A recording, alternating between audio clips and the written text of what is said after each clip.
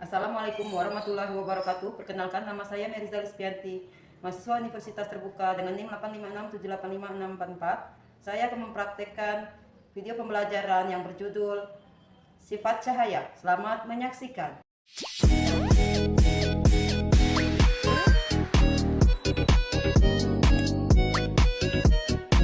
Percobaan pemantulan cahaya. Cahaya dari senter melewati lubang kecil, yaitu membentuk jalur cahaya lurus.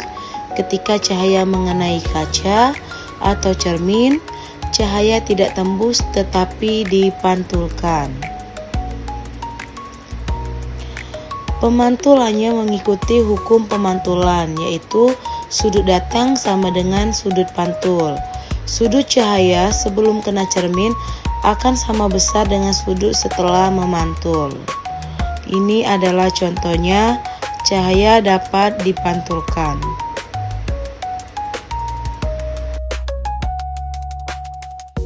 Percobaan pemantulan cahaya pada cermin cembung yang bayangannya terbentuk maya, yang tidak bisa ditangkap oleh layar atau hanya bisa dilihat di cermin.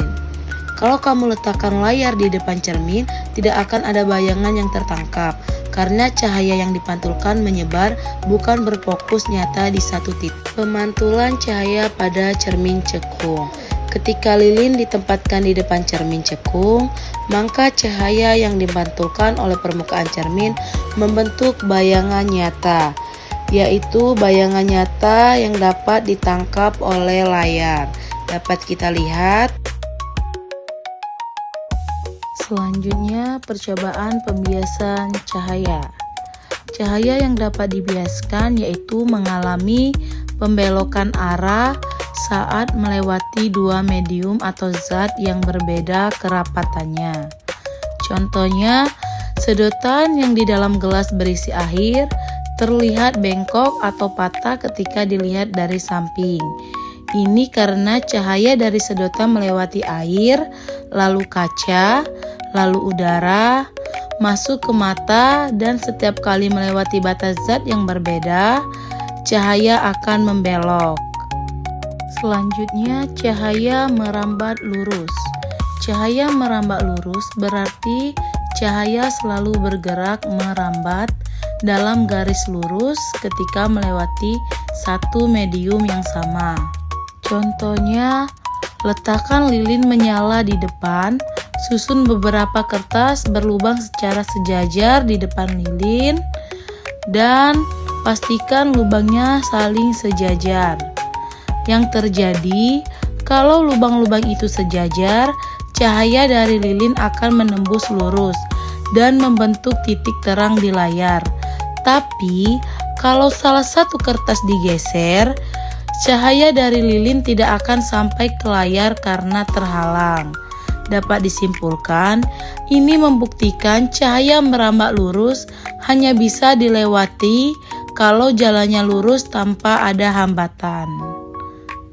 Selanjutnya, cahaya dapat diuraikan. Cahaya dapat diuraikan artinya cahaya putih bisa dipisahkan menjadi warna-warna penyusunnya.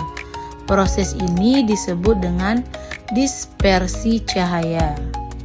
Proses penguraian, kalau cahaya putih melewati prisma kaca atau tetesan air hujan, cahaya itu akan dibelokkan atau dibiaskan dengan sudut berbeda-beda, tergantung warnanya. Warna merah dibiaskan paling kecil, warna ungu dibiaskan paling besar. Hasilnya, setelah dibiaskan, cahaya itu akan terurai menjadi warna-warna pelangi yang bisa kita lihat seperti merah, jingga, kuning, hijau, biru, nila, dan ungu. Dan itulah kenapa setelah hujan sering muncul pelangi, karena cahaya matahari diuraikan oleh tetesan air di udara. Kesimpulannya, cahaya dapat diuraikan.